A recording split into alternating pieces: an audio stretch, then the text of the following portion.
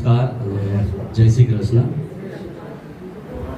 મંચ પર ઉપસ્થિત મહાનુભાવો અને આ સંસ્થાના કરતા આપણા જે મનુભાઈ મહારાજ અને અહીંયા ઉપસ્થિત સમગ્ર વડીલો અને મારા એક્સિલરોના મારા સ્ટાફ મેમ્બર, આજના દિવસે અહીંયા ઉપસ્થિત રહ્યા અને તમને દેખવામાં અમને ખૂબ જ આનંદની લાગણી અનુભવે છે. અને આજે અમને એવું લાગે છે કે આજનો દિવસ ખૂબ સરસ છે.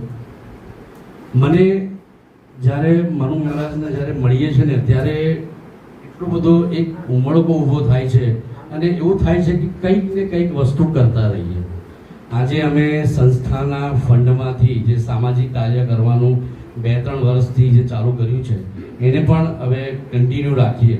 અને જ્યારે જલદીપભાઈના કહેવાથી જલદીપભાઈએ અમને કહ્યું કે આ નડિયાદમાં ખૂબ જ સરસ કાર્યક્રમ થઈ રહ્યા છે અને જ્યારે આવીને અમે મનુભાઈને મળ્યા અને એટલી બધી સરસ માહિતી મળી અને પછી જ્યારે અમે સંસ્થામાં ગયા, અમે કૌશલ પટેલ સાહેબના માર્ગદર્શન હેઠળ આ ફંડનું એક કાર્યક્રમનું આયોજન થયું અને છેલ્લે લગભગ જ્યારે એ વસ્તુ પૂર્ણ થવા જઈ રહી છે. પણ મને ઘણીવાર એવું થાય કે આ ફંડ આવે કેવી રીતે, પણ મને પછી છે ને ગીતાનો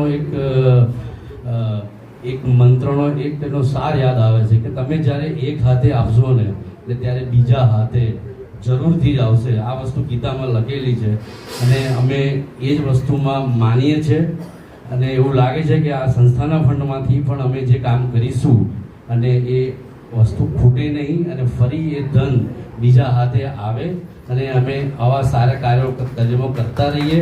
એવા તમારા આશીર્વાદની જરૂર છે અને મને આશા છે કે તમે એવા આશીર્વાદ આપો. Thank you.